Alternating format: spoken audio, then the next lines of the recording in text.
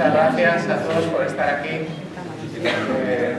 Hoy es una de esas noches muy bonitas para estar en Burgos, en el MEC. Nos acompaña Marta Sanz, que va a hablar de este libro, de Clavícula, que muchos de vosotros habéis leído y que seguro que habéis disfrutado. Y bueno, pues vamos a tener la oportunidad de poderlo compartir con Marta y charlar sobre ello. Marta Sanz Pastor es escritora, es doctora en literatura contemporánea por la Universidad Complutense de Madrid. Hizo la tesis sobre poesía española durante la transición.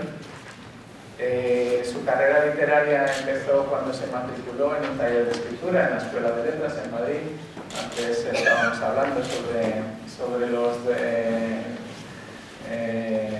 un poco lo que está ocurriendo con los talleres y bueno, pues esas carreras también complejas y a la vez bonitas, ¿no?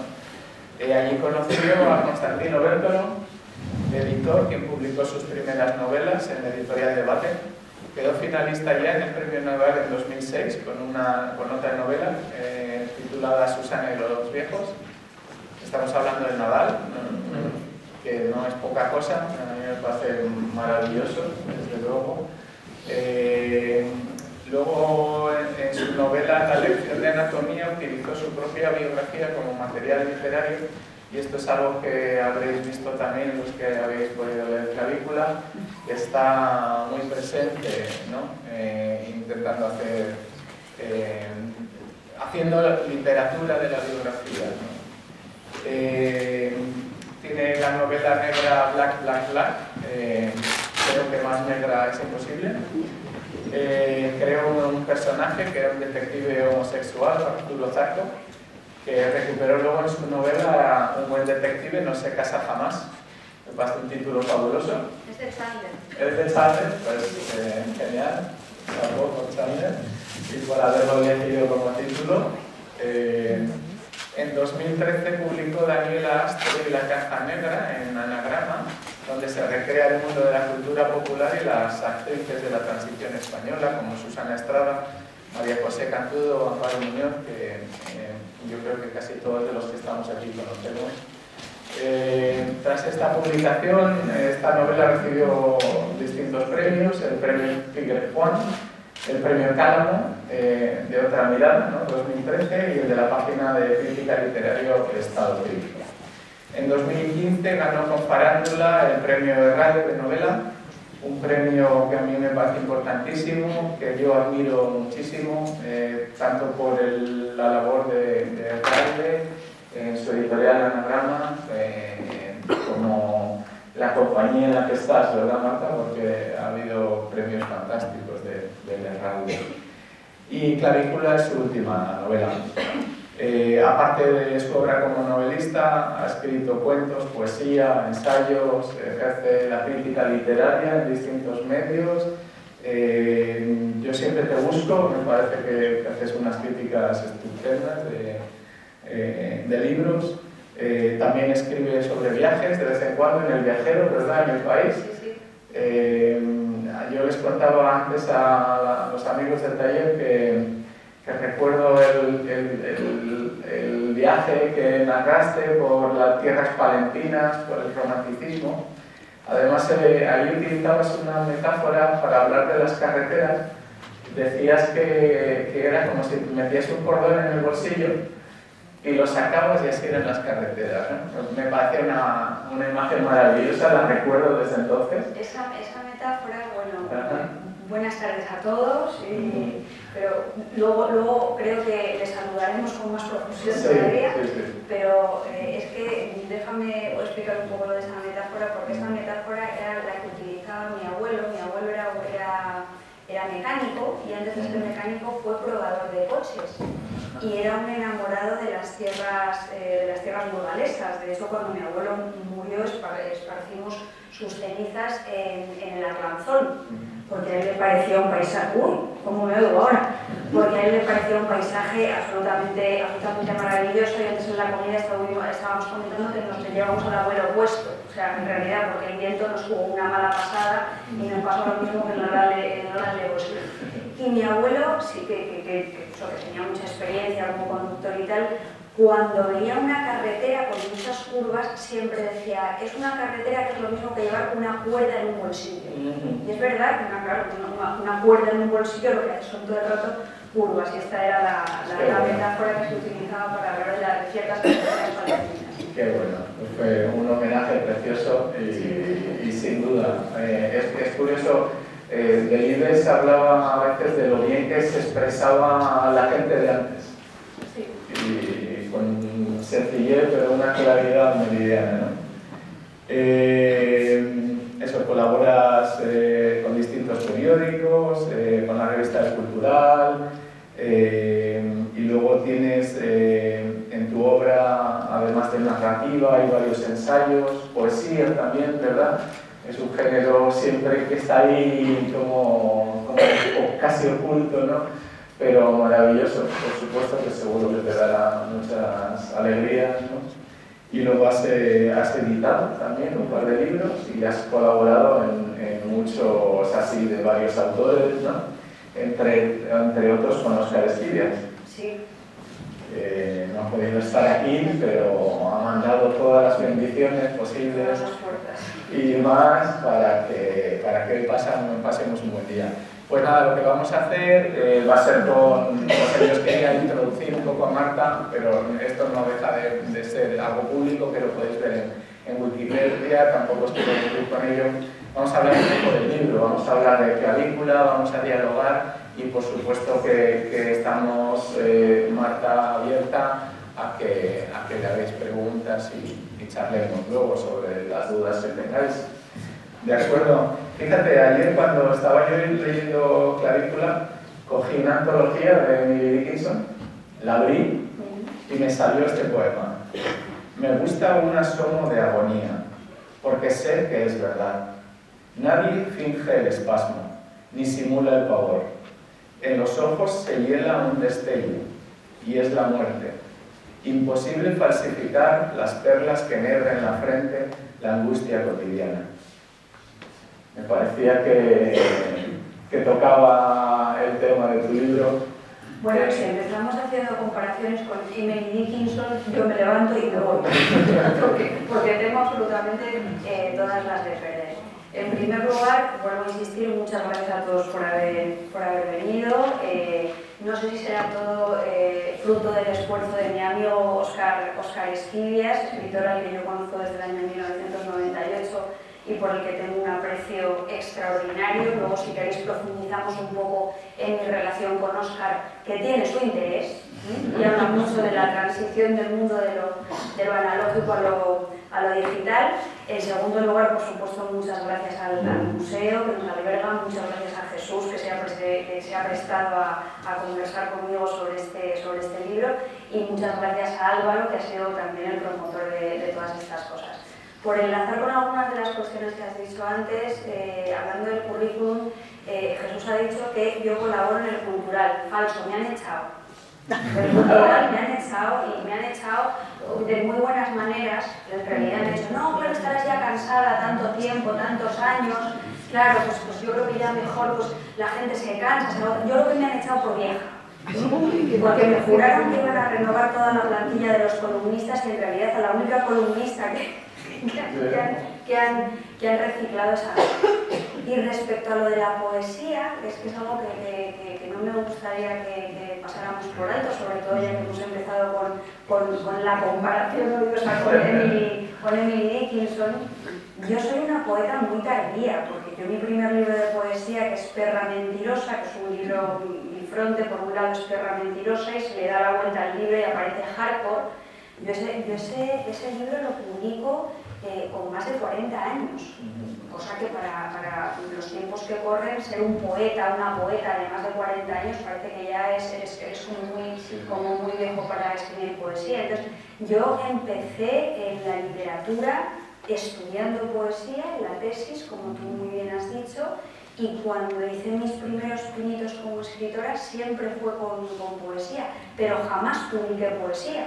Mis inicios fueron en el año 1995 con una novela que se llamaba El Frío, y eso me dio por publicar un libro de poesía con más de 40 años, después de haber pasado por la complicada experiencia de culminar el proceso de construcción de una novela que para mí fue muy complicada, que fue Black, Black, Black. Entonces, yo estaba tan cansada de la disciplina que exigía las tramas complicadas del género negro, que necesitaba un poco liberar la mano, hacer algo que para mí fuera más espontáneo, incluso más breve. Con esto no quiero decir que la poesía sea más espontánea, sino que yo me la tomé así después de un proceso creativo que para mí resultó muy cansado.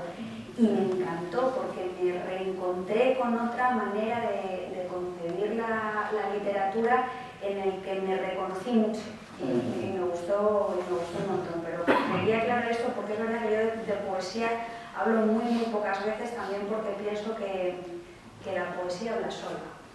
Sí, y hay veces que la explicamos demasiado.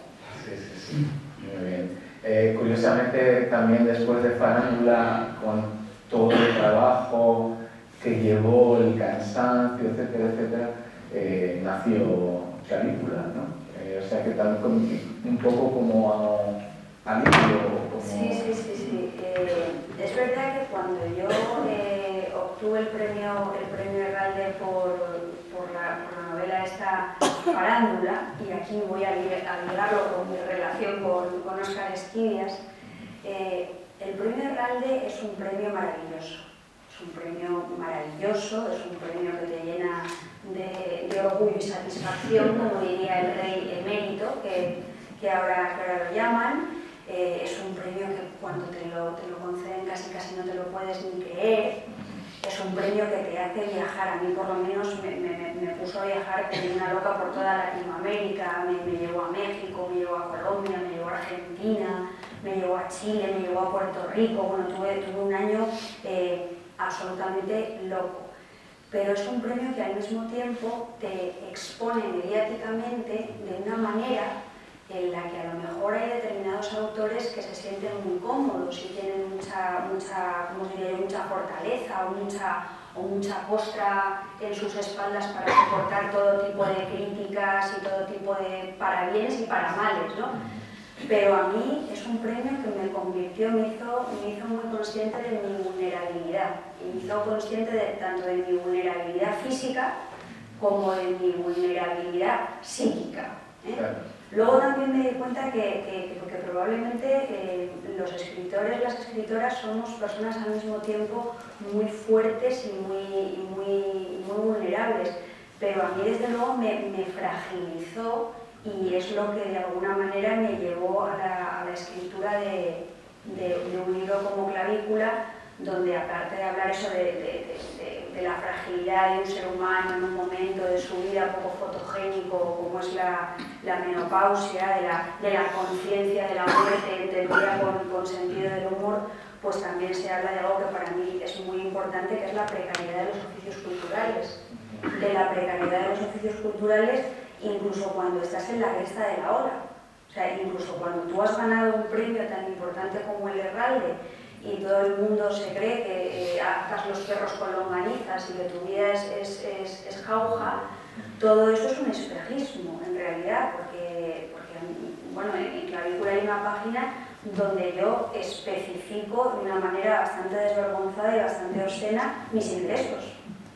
Y claro, yo hay un mes a lo mejor en el que tengo muchos ingresos porque he publicado un libro, porque he ganado un premio o porque me llegan los derechos de autor de 20 años de profesión como escritora, pero hay otros meses que a lo mejor pues, mis ingresos son 200 euros o 155. Entonces, todo eso pues un poco se emborrona con ese espejismo de lujo y glamour y de lujo asiático de los escritores cuando vamos a los congresos y compartimos piscina, que esto lo he comentado varias veces, pues por ejemplo, yo he compartido piscina con Leclecio, que es premio Nobel, ¿no? Y dices, es que Marta Sanz se baña en una piscina con Leclecio. No, Marta Sanz se baña una vez en una piscina con Leclecio porque le invitaron a un congreso en el que estuvo 5 días, nunca más.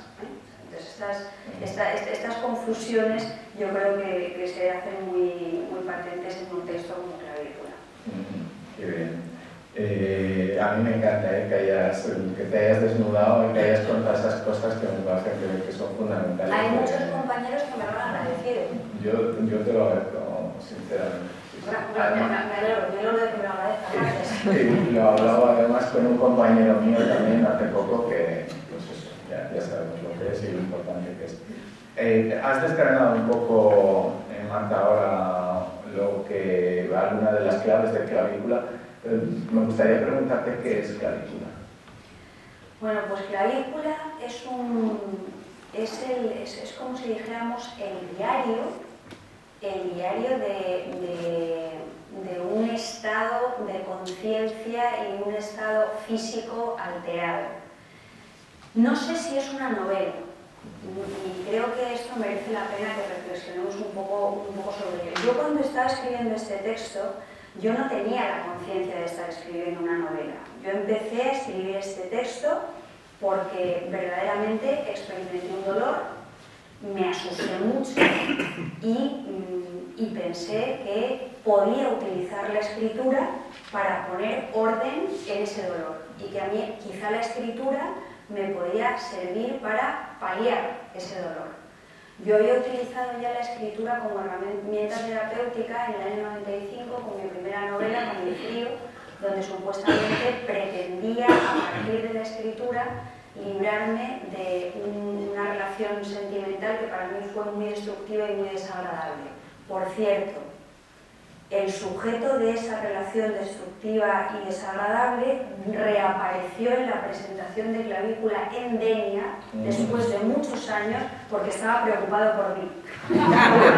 Lo cual me hizo mucha gracia y me hizo ver cómo de algún modo los dos libros estaban tremendamente conectados, ¿no? Entonces, empieza como una escritura terapéutica, voy a intentar poner orden, voy a intentar buscar las palabras para nombrar un dolor que cuando llego al médico no sé cómo describir, que me imagino que esto es una cosa que a veces que nos ha pasado a todos, llegar al médico y decir, luego a usted ¿qué pasa? ¿Le duele, le escuece, le punza, le raspa, le oprime? Pues yo me encontraba completamente desnuda de vocabulario y yo se supone que soy escritora y sin embargo en las consultas médicas me sentía una mujer completamente disminuida, o sea, como si me hubiera comido una galleta reductora de Alicia en el País de las Maravillas, o sea, me sentía tonta, débil, y temblaba como una hoja, el corazón me iba a 350, entonces decidí escribir, pues eso, para curarme. Y poco a poco me fui dando cuenta de que eso que me pasaba a mí y esa dolencia que yo sentía, que era al mismo tiempo física, psíquica, pero también social, porque tenía que ver con la precariedad o las exigencias en mi forma de vida, era algo que yo podía compartir con mucha gente. O sea, yo tenía un poco la sensación de que mucha gente estaba en mi misma situación. Y entonces ahí es donde me di cuenta de que al escribir Clavícula no me estaba hablando a mí sola, sino que estaba interpelando a los lectores. Y que son los lectores los que al final dan sentido al proceso de comunicación que es la literatura. Y ahí es donde ya Clavícula empezó a adquirir una forma consciente de artefacto literario. Entonces, yo a veces digo que es un texto híbrido, porque es un texto que está compuesto de muchos materiales diferentes. Es un texto donde hay un poema, una niña de Filipinas. Es un texto donde hay un cuento donde yo hablo de mis experiencias con el lorazepam. Cómo nos cambia la vida, ¿eh? Pasamos del sexo, la droga y el rock and roll al lorazepam, los laxantes y el ácido hialurónico. Es una tristeza extrema, ¿no? Hay fragmentos discursivos, hay fragmentos poéticos, hay fragmentos cómicos. Por ejemplo, yo creo que todos los fragmentos donde yo hablo de mis experiencias, no ya con los médicos, sino con las pruebas médicas, a mí, ahora ya que los veo con distancia, me hacen gracia. En su momento no me hicieron ninguna gracia, pero ahora los consigo releer y invertirme un poco. Entonces, es un texto híbrido que yo creo que en la variedad de materiales que está utilizando, lo que quiere reflejar es esa experiencia de cómo se fragmenta un cuerpo ante la experiencia del dolor. Entonces, yo lo llamo texto híbrido, pero hay un amigo mío, escritor, Juan Vilá, que sale también en la novela, porque es una de las personas con las que yo compartí cara a cara lo malita que estaba en esos días tristes. Pues Juan Vila me decía, Marta, es que, dice, yo creo que tenemos que llamarle a esta novela porque si no lo que estamos haciendo es reducir el significado del término y pensar que las novelas son solamente esas construcciones decimonónicas con planteamiento nudo y desenlace contadas por un narrador omnisciente como el ojo de Dios que lo ve todo, y a lo mejor una novela es un género literario más mutante, polimorfo, orgánico y vaya usted a saber, ¿no? Que a lo mejor tenemos que rellenar con un contenido diferente el género, ¿no? Juan Vila, que ya os digo, es un escritor al que yo aprecio muchísimo. Hay un capítulo en Clavícula donde yo cuento que Juan estaba muy preocupado por mí y él me llamaba por teléfono a casa y me decía, venga Marta, sal, vamos a tomarnos una cerveza, cuéntame, ¿qué te pasa? Yo creo que es bueno hablar. Juan me hizo entender que, claro, que cuando uno está pasando mal, hablarlo con los demás es algo sanísimo y que de hecho la fraternidad es lo que nos salva de todos nuestros males. En este museo también se aprende esto, ¿eh? O sea, aparte de clavículas, se aprende también de que los seres humanos somos gregarios y que hablamos alrededor del fuego y todas estas cosas. Entonces, él me decía, sal y me cuentas y tal. Entonces un día ya quedamos mi marido y yo con Juan Vila para tomar una cerveza y lo primero que me dijo, dice, Marta, ¿necesitáis dinero? Atención, precariedad, conciencia de la precariedad. Y yo dije, no, Juan, no te preocupes, no necesito dinero. Me dice la machota, no, que dinero, no, en realidad no necesitábamos dinero, ¿no?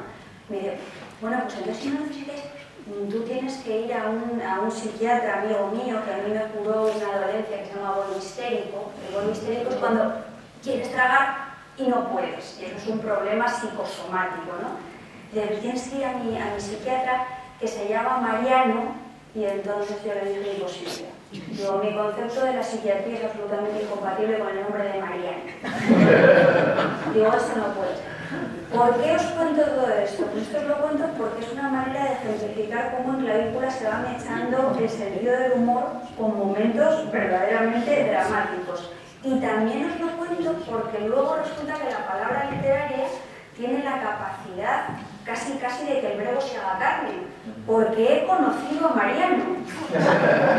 No conocía a Mariano yo, y Mariano es un prestigiosísimo psiquiatra que se llama Mariano Hernández Monsalve, a quien tuve el placer de conocer en Santander este verano en un curso de la Universidad Menéndez Pelayo sobre locura, creatividad, mujeres, que de repente Mariano apareció.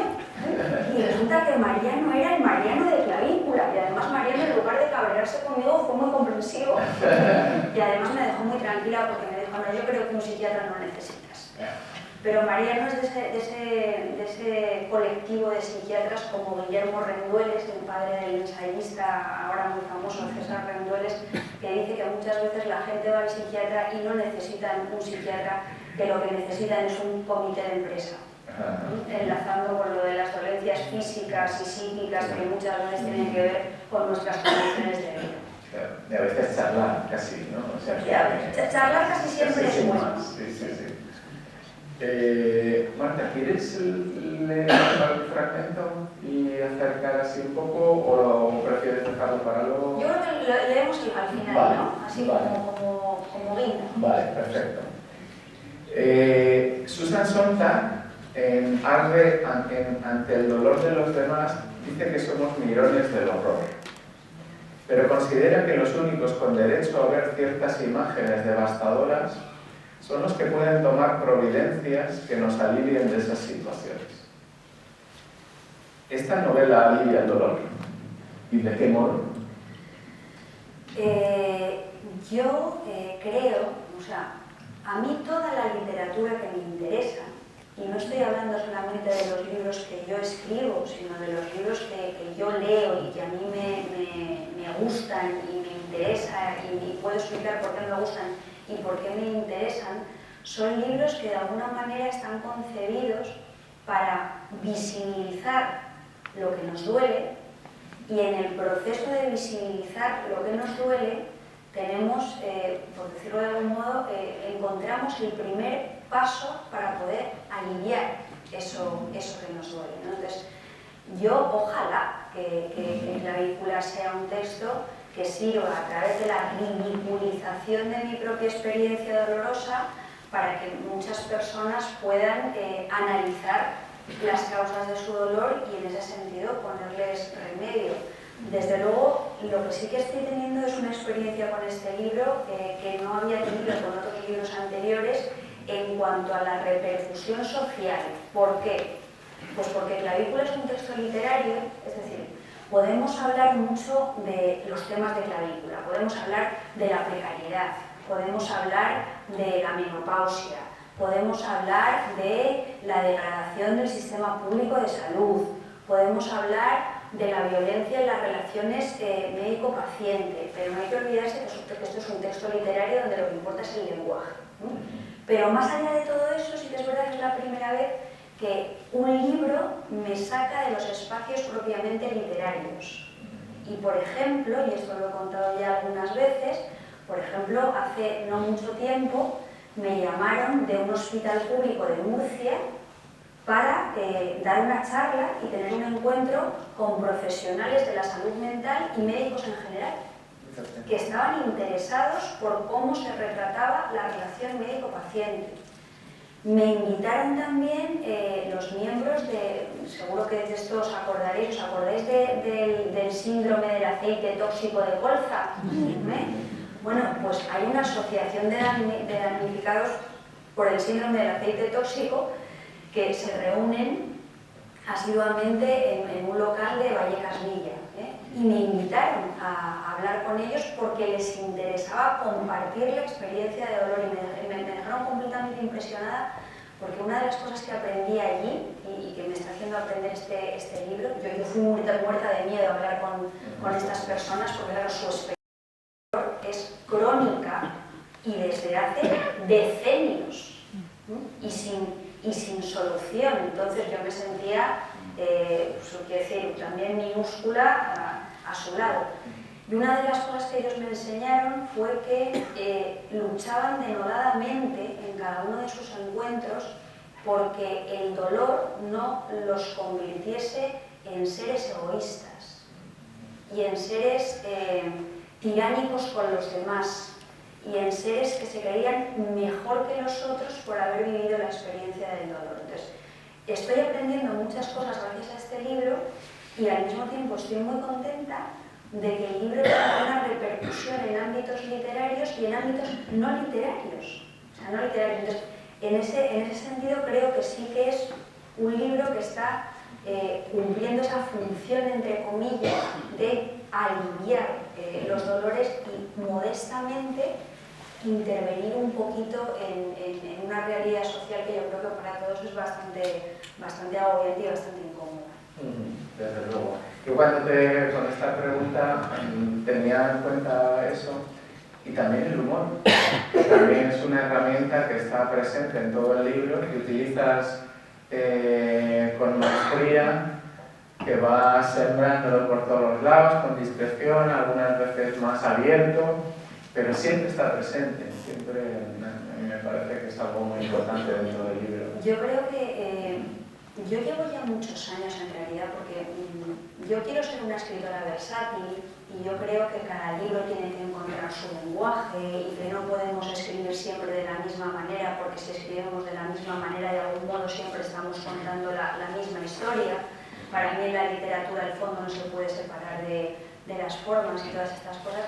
Pero pese a ello, pese a que yo quiero ser una escritora versátil y contar siempre historias diferentes, en lugares diferentes, sí que hay temas recurrentes, sí que hay fantasmas que recorren todos mis libros. Y es verdad que yo reconozco que, por ejemplo, todos los asuntos que tienen que ver con el cuerpo y con la corrupción del cuerpo, y con la materia, con la enfermedad, con el proceso de envejecimiento, con la salud, con la muerte, es algo que a mí me obsesiona hace muchísimos años. Y siempre creo que lo he tratado con sentido del humor. Por ejemplo, cuando yo escribí Susana y los viejos, que es la novela que quedó finalista del premio Nadal, hubo un crítico al que yo le agradecí mucho que dijera que era una novela que hablaba de la enfermedad, de la vejez y de la muerte, pero que lo hacía con un sentido del humor buñuelesco, de Luis Buñuel. Creo que nadie nunca me ha dicho nada mejor. Y para mí el humor es el anestésico que te permite hablar de las cosas más profundas y de las cosas más dolorosas, como si no, pero sí. O sea, en realidad sí que lo estás haciendo. Y luego también es una parte, yo creo, consustancial a mi manera de ser, porque por mucho que los escritores, las escritoras, los poetas seamos fingidores, como decía Pessoa, por mucho que nos pongamos muchas máscaras y a veces seamos muy esquizofrénicos porque hagamos ejercicios de ventriloquía y no sé, parece que nos haya abducido la voz de distintos personajes muy corales y muy distintos, hay algo de mí que siempre queda en mis libros y que yo creo que tiene que ver con lo que yo llamo mi dialecto familiar. ¿Tú te acuerdas de que, por ejemplo, Natalia Gisburg tenía una novela maravillosa que se llamaba Léxico familiar? Sí. Que era una novela autobiográfica que os recomiendo a todos que leáis, que es absolutamente increíble. Es más, si no la habéis leído deberéis salir corriendo a leerla ya y dejar de escucharme a mí. Y dentro de lo que son mi dialecto familiar, o sea, las palabras de mi tribu, las palabras de mi padre, de mi madre, de las personas de mi círculo inmediato, tenemos una propensión a mezclar lo paleto con lo pedante y un sentido del humor bastante maligno que utilizamos en nuestras conversaciones cotidianas y que yo no me puedo despegar de la mano nunca cada vez que escribo un libro, ¿no? Pues esto es... Lo tienes ahí presente, ¿verdad? Sí, sí. ¿Es una rebelión este libro, en algún sentido? Sí, yo creo que es una... para mí sí que es una rebelión y una insurrección. ¿Por qué? Pues porque es un libro que, trazando una poética de la fragilidad, que esto es un término que acuñó una escritora estupenda, muy joven, que se llama Edurne Portela, que acaba de publicar una novela que se titula Mejor la ausencia, que también aprovecho para recomendar, pues a través de una poética de la fragilidad, una poética de la fragilidad que tiene que ver eso con la idea de que notamos que el cuerpo envejece, tenemos miedos ante la inminencia de una vejez que a lo mejor no está tan acompañada por los dineros estatales como pensábamos hace unos cuantos años, pues esa poética de la fragilidad en realidad lo que está intentando sustentar es el derecho que todos tenemos a quejarnos sea cual sea nuestra posición, porque a mí creo que hay una especie de estrategia política muy perversa que consiste en recordarte permanentemente lo afortunado que eres y que se relaciona mucho con el pensamiento positivo como forma de neutralización de la crítica. A ti te recuerdan permanentemente lo privilegiado que eres, a ti te recuerdan permanentemente que hay mucha gente que está infinitamente peor que tú y parece que de esa manera te están quitando el derecho tuyo propio por las chinas que tienes dentro de tu zapato. Entonces, yo en este libro lo que planteo es que si a ti las cosas te duelen, te ahogan, te asfixian, te molestan, tienes que quejarte. Tienes que quejarte porque... Y en gran medida, en Clavícula, el poema de la niña filipina, que aparece al final, está puesto para establecer ese contraste. Porque luego lo que sucede es que los que tendrían más derecho que nadie a quejarse no tienen voz. No tienen voz. Entonces, de alguna manera, los que sí que tenemos voz, tenemos que ayudar a hacerlos visibles. Y yo creo que los seres humanos pues tenemos que ser solidarios, tenemos que ser empáticos y no olvidarnos de que hay naturalmente personas que sufren más que nosotros, pero eso no puede pues eso, de alguna manera silenciar nuestro derecho a decir lo que nos está pasando a cada uno de nosotros en nuestro corazón, en nuestro cuerpo y en nuestra cabeza. Entonces, es un acto de insurrección. Es un acto de insurrección porque parece que en el mundo de los gacitos felices de Internet y del happy flower y del buen rollo colectivo, parece que quejarse es algo de mal gusto. Bueno, pues yo me quejo. Y me quejo además porque creo que me puedo quejar. Creo que es bueno quejarse cuando uno necesita quejarse, ¿no? Desde luego. Está bien. De algún modo la queja, yo creo que vivimos en una sociedad donde el sentido crítico muchas veces se confunde con el hecho de ser pejileros. Ya está el pejilero. Esto lo decía mucho Rafael Chirves, que era un escritor que a mí me gustaba mucho y con el que tenía amistad, ¿no? Esos libros tremendos que escribía Chirves, ¿no? Crematorio, En la orilla, incluso cuando escribió La buena letra, ya está el pejilero de Chirves, ¿no? Yo creo que tenemos que ser pejileros cada uno desde donde nos toca o desde donde estamos. Sí, tiene dignidad, ¿no? La queja, que es como que la tenemos como que no... Como que perdedores, como que no está bien, como que... Quejarse no significa ser quejica. No es lo mismo, el problema es que se establece esa sinonimia, que es una sinonimia falsa y políticamente interesada. Muy bien. Hay un lado, lo hablábamos también, lo comentabas al hablar de la Biblia y del humor, que es muy positivo dentro del libro, ¿no? O sea, que de hecho a ti te parece, en tu concepción del libro, hay, digamos que la queja y el dolor sirve para realzar más los elementos positivos también, que los tiene y que son muy importantes y que a veces los olvidamos, ¿no? Hablas del Sarinagara. Sí. Y bueno, del optimismo que está en el fondo de este libro. Claro. ¿Nos puedes comentar un poco? Sí, yo creo que una de las características de este libro, que no sé si es buena o si es mala, pero sí que sé que de alguna manera lo define, es intentar anular oposiciones que son falsas. Por ejemplo, hace un momento hemos hablado de esa oposición que a veces se establece entre el cuerpo y la mente, o entre lo que nos pasa dentro del cuerpo y lo que ocurre fuera, desde un punto de vista social. Yo creo que en ese sentido tendríamos que tender más a la síntesis, a la fusión, porque esos aspectos, esas facetas están interconectadas. También se piensa que si tú abordas en un libro, temas de corte luctuoso, ese libro tiene que ser a la fuerza triste y no vitalista. Y muchas veces es al revés. Hay en muchos libros en los que se está hablando de eso, de la corruptibilidad de la materia, de las enfermedades, del duelo, del dolor, de la muerte de los seres queridos, y lo que terminan siendo esos libros son cantos de vida. Y entonces yo pongo el ejemplo de un libro que a mí me resultó absolutamente sobrecogedor, que es el libro de un escritor francés que se llama Philippe Fauret, que el libro se titula Sarinagara. Sarinagara, yo no sé japonés, pero según Philippe Fauret, Sarinagara quiere decir y sin embargo. Confío en Philippe Fauret, espero que no me haya engañado. Entonces, él escribe este libro, Sarinagara, porque se muere su hija, se le muere una niña.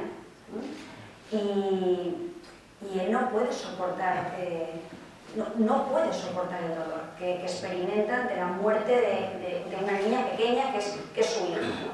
Entonces, para curarse de ese dolor, para olvidarse en la medida en que uno puede olvidarse de un dolor como ese, se pone a estudiar literatura japonesa y se pone a indagar en la biografía de autores japoneses que han tenido vivencias parecidas a las suyas, y en ese proceso de indagación culturalista, él lo que hace es aferrarse todavía más a la vida y decir, bueno, mi hija se ha muerto, el mundo es horroroso y sin embargo yo quiero seguir viviendo, quiero seguir manteniendo mi impulso vital.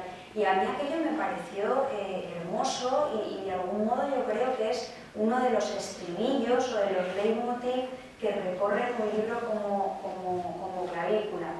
Sergio del Molino, que veníamos hablando antes de él mientras paseábamos desde el hotel hacia aquí, que también es un escritor ahora muy conocido, sabéis que ha publicado un ensayo que se titula La España vacía. El primer libro que publicó Sergio del Molino era un libro que se titulaba La hora violeta, donde hablaba de la muerte de su hijo. Él hablaba de la muerte de su hijo por leucemia, también un niño pequeño, y Sergio decía una cosa que es sobrecogedora.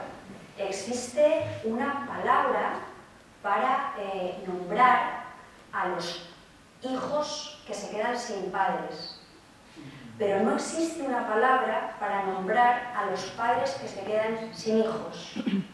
Y hay muchas novelas de duelo y mucha literatura de duelo que de alguna manera lo que está haciendo es intentar suplir esa palabra que no tenemos, ¿no? Y en muchas de esas novelas de duelo, que al principio parecen muy sobrecogedoras, lo que vemos es un enorme canto a la vida. Entonces, yo en Clavícula, a mi manera negro-humorística, pues también pretendo hacer un canto a la vida, ¿no? Y siendo una novela que habla de eso, de algo de la salud, del cuerpo, al mismo tiempo también yo creo que es una reflexión permanente sobre la literatura, sobre la dificultad para encontrar las palabras, sobre la dificultad para nombrar las cosas que son importantes, sobre la dificultad para nombrar no ese horror excepcional, a lo mejor del que podía hablar Susan Sontag, sino esos pequeños horrores o alegrías cotidianas que compartimos absolutamente todos y que necesitan del lenguaje, y muchas veces del lenguaje literario, para que les podamos poner contorno. Entonces, un poco la intención literaria de Clavícula es esa, buscar las palabras para contornear o buscar el perfil de sentimientos cotidianos vulgares, ordinarios, escatológicos, muchas veces que compartimos y que nos convierten en seres humanos. Eso es lo que a mí más me hubiera gustado hacer con la escritura de Clavícula. Luego descubrí que hay un escritor maravilloso que se llama Robert Balser, que tiene una obra titulada El Paseo, que también es maravillosa, y Robert Balser tiene un planteamiento sobre la literatura muy similar. Dice que la literatura sirve para hablar de las cosas pequeñas y que el lenguaje lo que consigue es sacar las cosas pequeñas de su pequeñez y de su ordinariez y hacerlas extraordinarias. Eso es en gran medida lo que me fascina de los libros y lo que me fascina de la literatura. Tiene que ver un poco también con La clave de sol, que es portada del... Claro, en el libro todo el rato, si veis la portada del libro, es una clave de sol, y la clave de sol, por una parte, establece un juego con clave, clavícula, clavija, es buscar lo que va a dar sentido. Recuerdo que la clave lo que hace es señalar la línea del pentagrama que da sentido a todo lo demás, a la notación musical, ¿no? Entonces, por una parte está esa búsqueda del sentido, esa búsqueda del significado, y también un poco la idea de que a veces la repetición, la variación, como hace Johann Sebastian Bach en sus partituras, es lo que te permite aprender ese significado que se te escapa de los dedos como si fuera una trucha. Entonces, a mí me gustaba mucho lo de la idea de la clave de sol, pero mi padre, que es muy listo, listísimo, es el que me titula casi todos los libros, ¿no? En realidad, Black es culpa suya y muchas otras cosas, ¿no?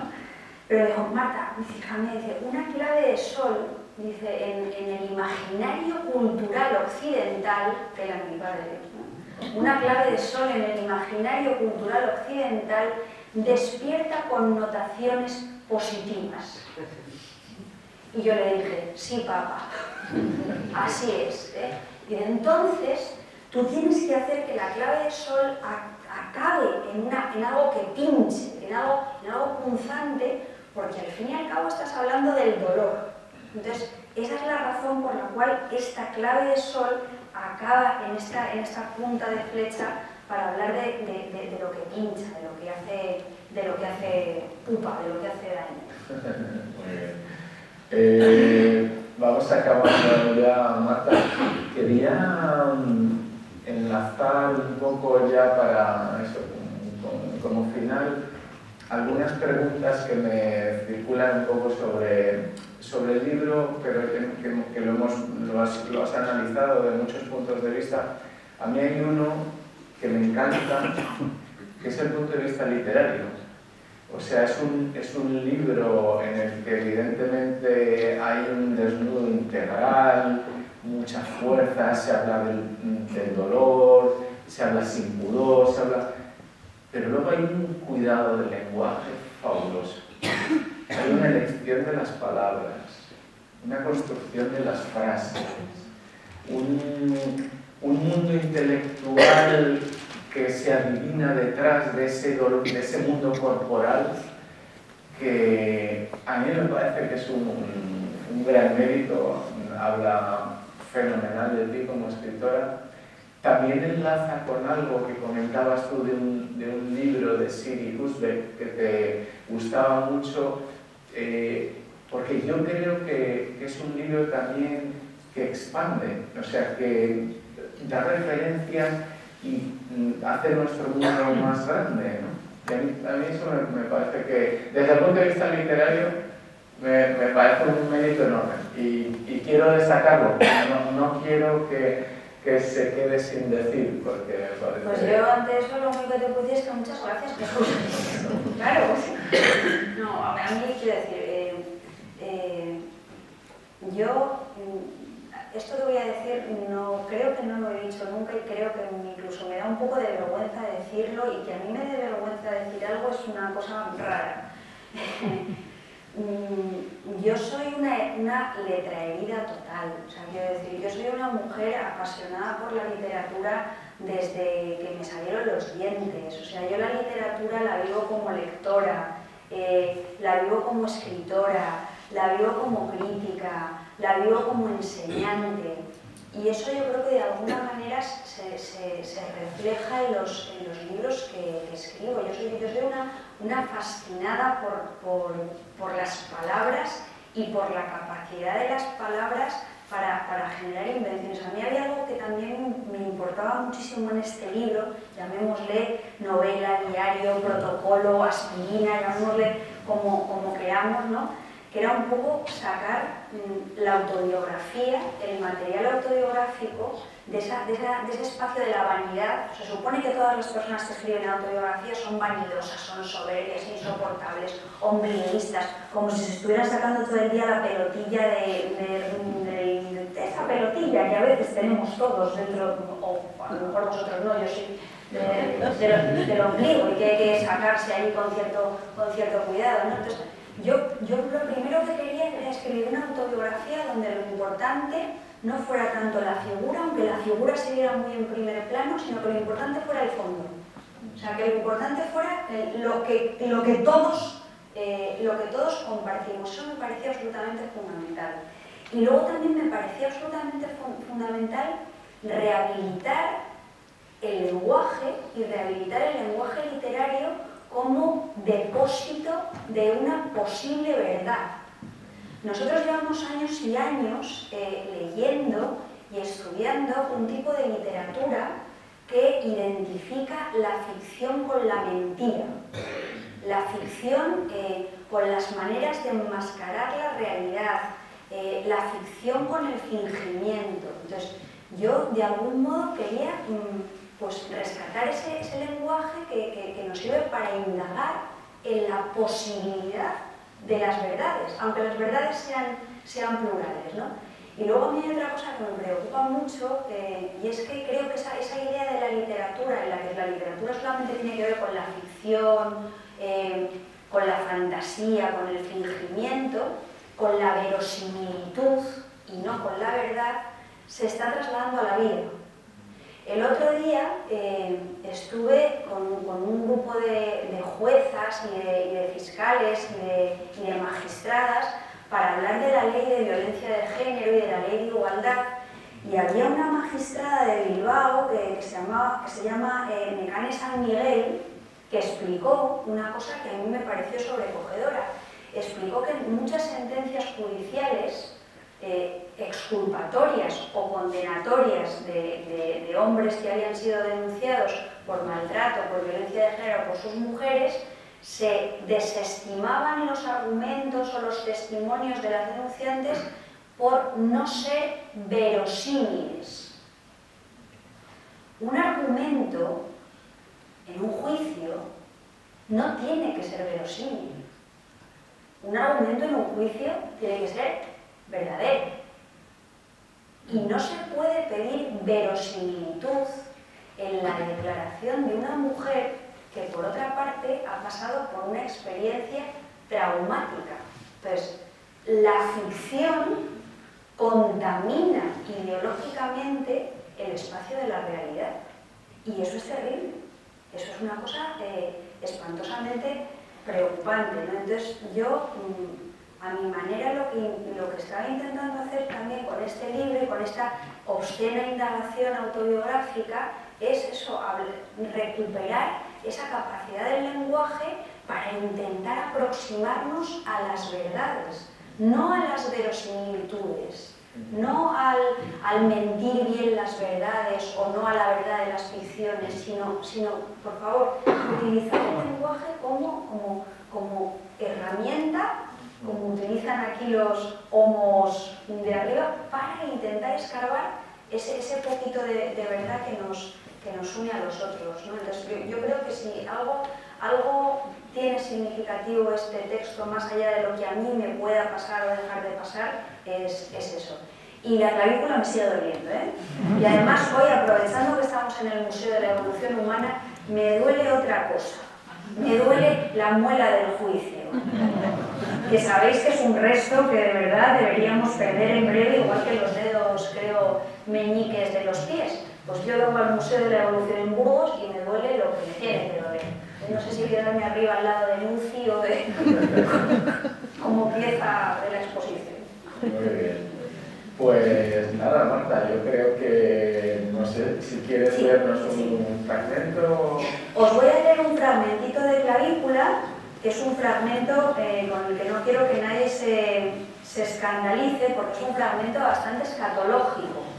Habla de caca, que también es algo que tenemos todos dentro, ¿no? A veces conviene sacarlo fuera. Bueno. Abro el ordenador y a mi bandeja de entrada han llegado 6 o 7 ofertas de empleo para mi marido. Un parado de 56 años que ya no recibe ninguna prestación. Leo la lista de empleos sobre los que no podré hacer clic. Limpiador con discapacidad, conserje autónomo, peón por horas, camionero con idiomas para Senegal, encantador de perros, dependiente con buena presencia, menos de 18.000 euros al año, sustitución 4 horas semanales, chapista de muebles industriales. ¿Hay algo para mí?, me pregunta desde detrás de su periódico de papel. Ese es nuestro mundo. El otro, el de las aplicaciones del teléfono y la banca por internet, el de dejar de hacer cola frente a las taquillas del teatro, nos hace sentirnos prematuramente viejos. Hoy he solicitado para mi marido un trabajo como actor de anuncios. Haría muy bien de abuelito dinámico, de señor que usa Grecia en 2000 o que está estreñido. Aunque el estreñimiento es una dolencia de mujeres menopáusicas, apretadas, las que no pueden cagar en váteres extraños cuando se van de viaje y necesitan licuar su bolo fecal con un microenema que distiende por fin el rictus de la boca y también el de su ano sellado herméticamente. Nuestro culo es una caja fuerte. Sin embargo, los hombres plantan pinos como rascacielos de Manhattan y se comercializan para ellos eficaces productos contra la diarrea porque sus urgencias intestinales les impiden ligar o conseguir un puesto directivo, coger un prometedor vuelo a Cuba. Hay que tener en cuenta la calidad y consistencia de la mierda para emitir buenos diagnósticos. La abundancia de cánceres de colon y de recto, últimamente disponemos de mucha información sobre todos estos asuntos, está prestigiando la proctología. Me alegro por los proctólogos. En un anuncio, mi marido podría ser un médico que recomienda la ingesta de yogures. También haría muy bien el papel de hombre maduro que por las mañanas necesita tomar actimeles para salir a hacer el gilipollas bajo la lluvia sin correr el riesgo de resfriarse. Haría muy bien de padre de familia que come pizza. Espero que lo llamen.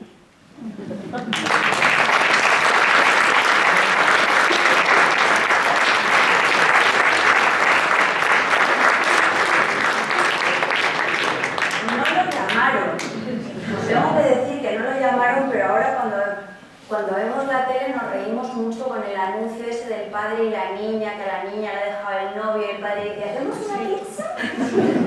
Nos sentimos muy identificados. Creo que ese padre lo haría muy bien también mi marido. Bueno, si queréis preguntar cualquier cosa, aquí estamos para responder, tanto Jesús como yo.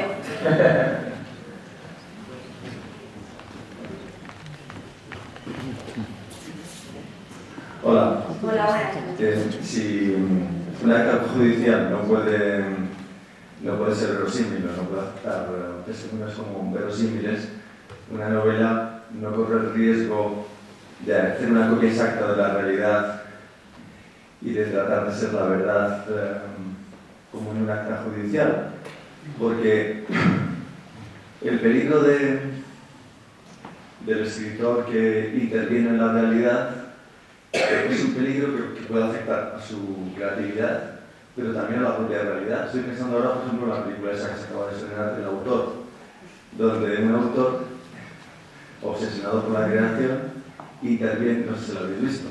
No lo he visto, pero sé de qué va. Está basada en el móvil Sí, de Cercas. Entonces ahí el autor vive en una comunidad de vecinos y entonces, como no tiene creatividad suficiente, interviene en las vidas de los vecinos para crear personajes que son los personajes de su novela. Y entonces el efecto que eso produce es devastador, tanto por parte del autor, porque evidentemente no crea absolutamente nada, sino en las vidas de los vecinos, porque termina destruyéndolas. Entonces yo lo que veo en ti, en tus novelas y también, por ejemplo, en tus ensayos, es una fe casi ciega en la intervención en la realidad, no solo en plasmar la realidad, las verdades de la realidad, sino en intervenir en ella. Entonces la pregunta es esa, ¿la intervención del autor en la realidad al final no es destructiva? Vamos a ver, yo lo que creo, te agradezco muchísimo la pregunta, me parece una pregunta muy inteligente y no lo digo con una adulación, lo digo de verdad y aplicándome lo que me corresponde de autocrítica. Yo creo que la intervención, no ya del autor, sino de los textos en la realidad, no es que sea destructiva o constructiva, es que es inevitable. O sea, quiero decir, cuando alguien toma la palabra públicamente y escribe una novela y pide a los demás silencio para que la oigan, tú estás interviniendo. Hagas literatura con pretensiones políticas, hagas literatura con pretensiones líricas o seas el guionista de Rambo. Aunque no quieras, tú estás contribuyendo a crear un imaginario colectivo que puede modificar la conciencia de la gente. Otra cosa es llevar eso hasta extremos paródicos y hasta los rocambolescos extremos que yo creo que se adoptan en el autor. Pero lo que yo creo es que lo que es imposible es no intervenir. O sea, el hecho de escribir, el hecho de tomar la palabra en público, no es tener fe ciega en la intervención, es que si tú hablas, estás interviniendo. Y si no, te callas. Pues yo esa es la fe que tengo. Luego, respecto a lo que dices del lenguaje, el riesgo, lo que has hablado al principio, de que corremos el riesgo de que el lenguaje se pueda convertir en un acta judicial, dándole la vuelta a la tortilla de las actas judiciales que utilizan conceptos como la verosimilitud. Yo creo que precisamente lo que yo intento hacer, y vuelvo a insistir, muy modestamente, es intentar que la lengua literaria deje de ser plana para volver a recuperar esa característica que para mí es fundamental en los textos literarios, que tiene que ver con la profundidad, con decir una cosa a través de otra, con generar, propiciar un tipo de lectura que haga que a través de la máscara o a través de la autobiografía, el lector lo que haga es meterse por debajo, no esperar que todo esté dicho de una manera explícita, sino que tú puedas bucear en los textos a través de la utilización del lenguaje.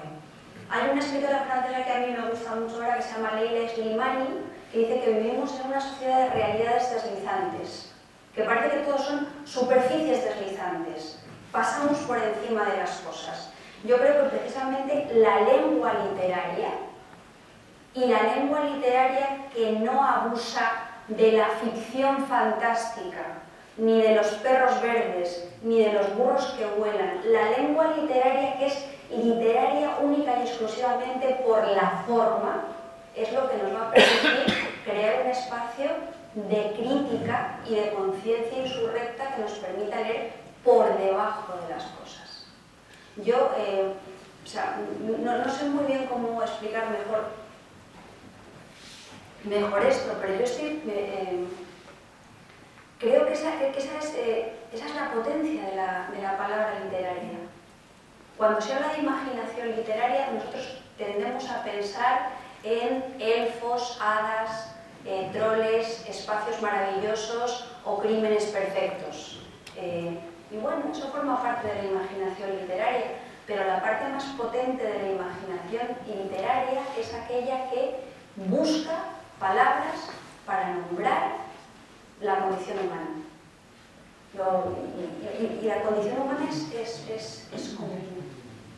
Es común. Y ya te digo, yo creo que cualquier persona que escribe un texto está interviniendo, aunque no quiera. Una comedia romántica estadounidense interviene. Rambo interviene. Médico de familia interviene. Todo interviene. Todo es ideológico, pero no todo es político. Porque si todo fuera político, nada lo sería. Sí.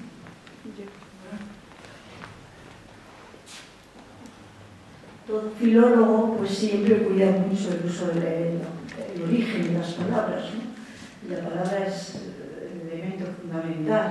Pero las palabras nacen y luego sufren diversos cambios de tipo semántico, de tipo... entonces, volviendo al título, clavícula, está compuesto de elementos etimológicos claros, ¿no?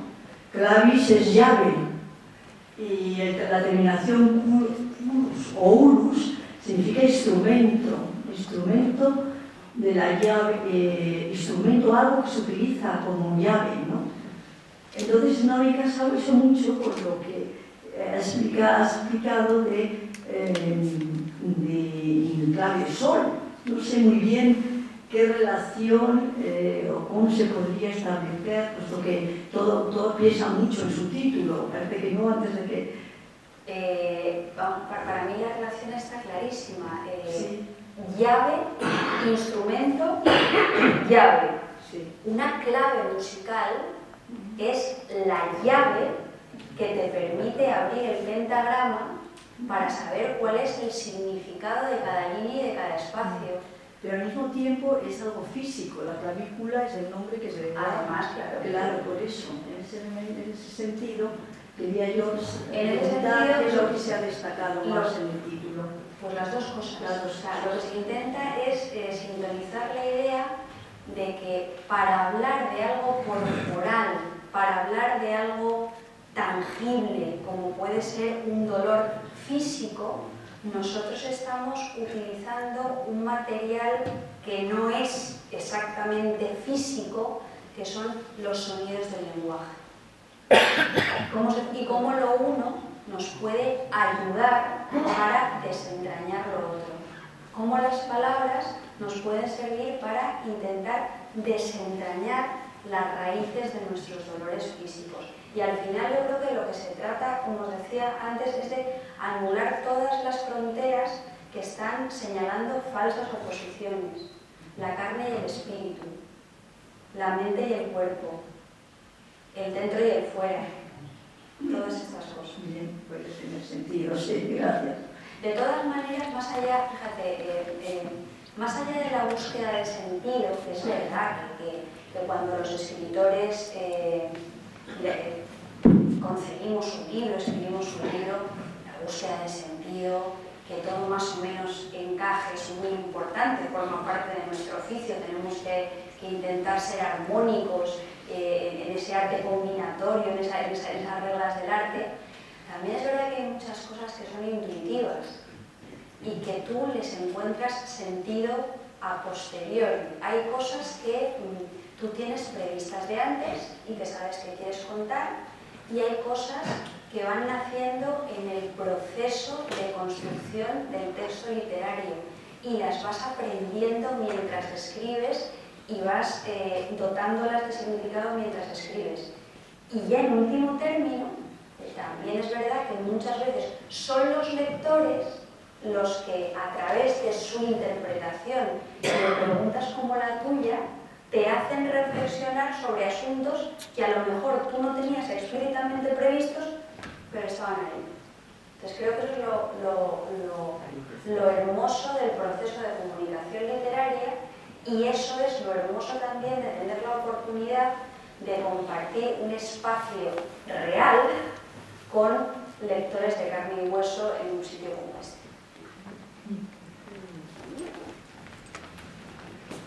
No sé si voy a saber expresarme.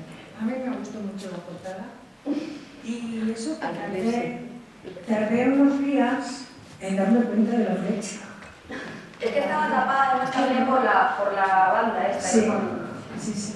Me costó mucho leerlo, Lo tengo desde ese verano y empecé a leerlo. Y digo, pero esta mujer me había hablado muy bien de ti. Muy dificilísimo. ¿Pero qué anda? Yo no lo consideraba biografía, pensé que era una ficción, ¿no?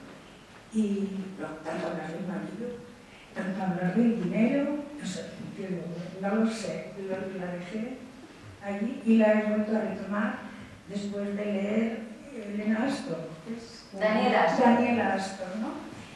Y un librito que tienes de ensayo, no tan incendiario, bueno, pues ahí ha subido ya mi nivel, que me parece que es una filóloga estupenda, pero bueno, bastante difícil para mi nivel.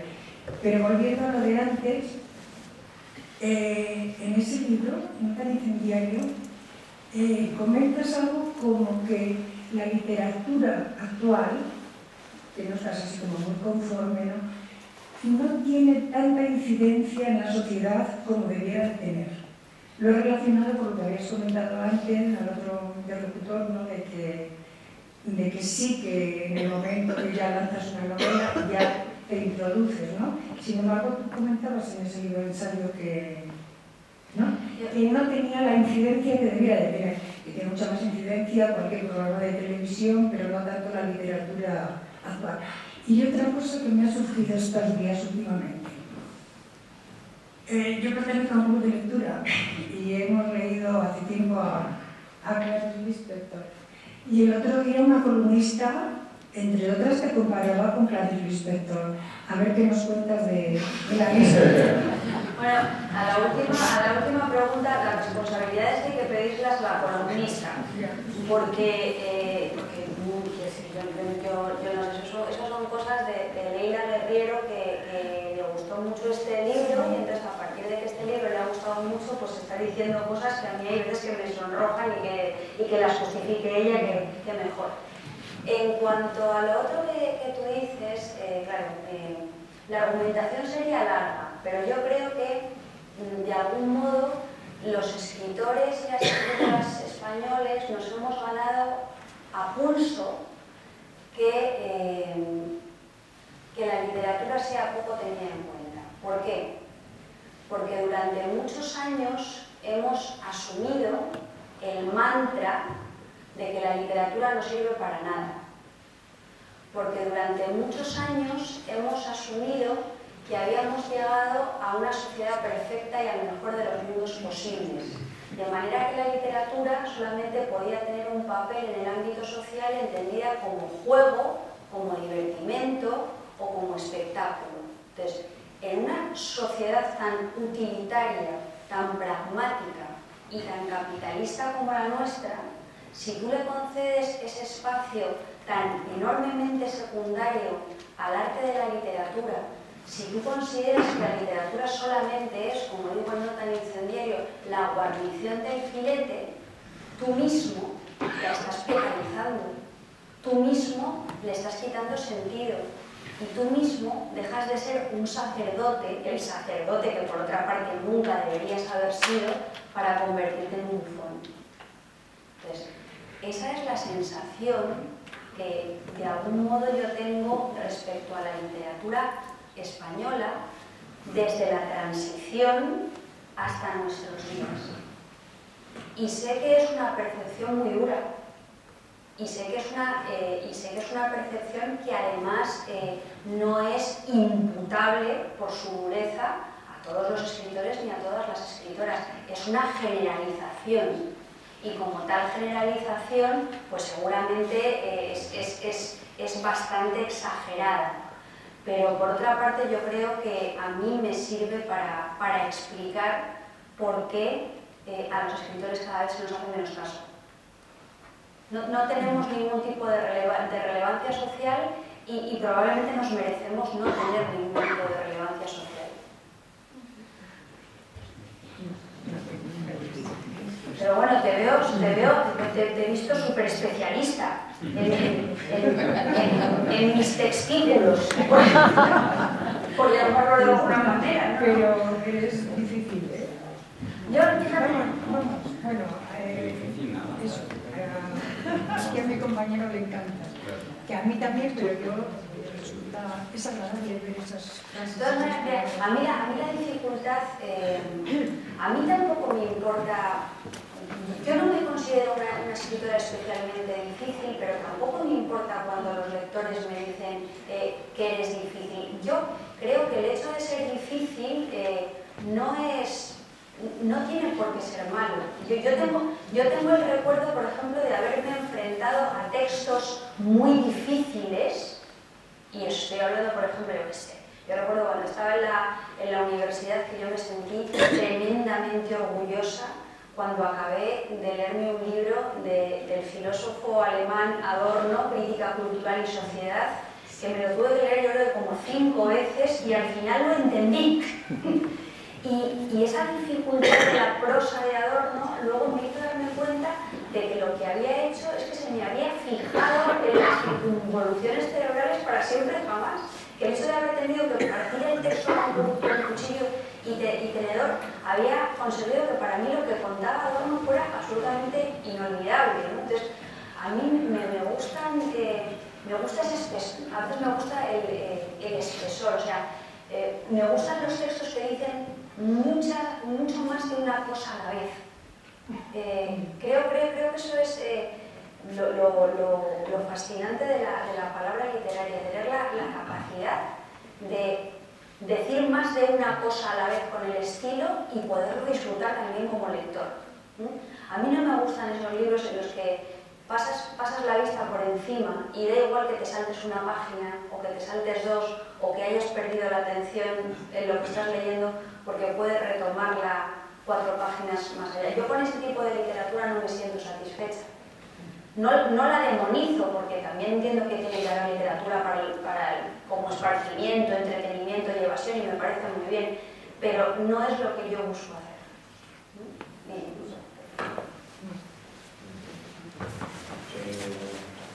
Igual tenemos que ir aquí, Marta, ¿te parece? Lo que vosotros queráis. Yo, si queréis hablar más, hablamos más. Yo he venido a huevos a hablar. He venido a huevos a hablar de mi libro. Si queréis, igual ahora puedes firmar algún libro, Marta. Yo encantada. Pues nada, muchísimas gracias.